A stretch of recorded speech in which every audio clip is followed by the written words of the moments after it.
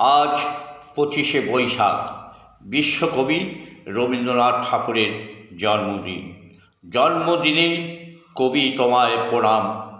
হরিপদ দাস। দেখতে দেখতে পেরিয়ে গেছে মাসের পর বছর। আজ 165তম জন্মদিনে মনে পড়ে যায় তোমার গড়া বিশ্বভারতী শান্তিনিকেতনের কথা।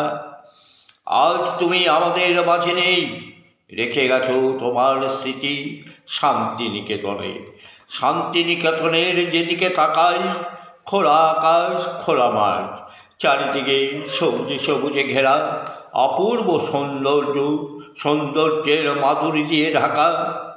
যেদিকে তাকাই তোমার স্মৃতিগুলো আমার নয়ন পটে ভেসে উঠে। তোমার বটবৃক্ষ তাল গাছ এক পদে দাঁড়িয়ে ডাকছি তোমায়, আমাদের পিতামাতা রবি ঠাকুর, এসো আমাদের কাছে, এসে বসো আমাদের পদতলে। তুমি ছাড়া আমরা পিতৃহারা অনাথ সন্তান। আজ আমাদের মাঝে নেই, রেখে গেছো তোমার সৃষ্টির মাধুর্য আমাদের দেশবাসী সকলের মাঝে। পৌঁছে দিয়েছ বিশ্বের দরবারে কবিগুরু রবি ঠাকুর। তোমায় প্রণাম, নমস্কার।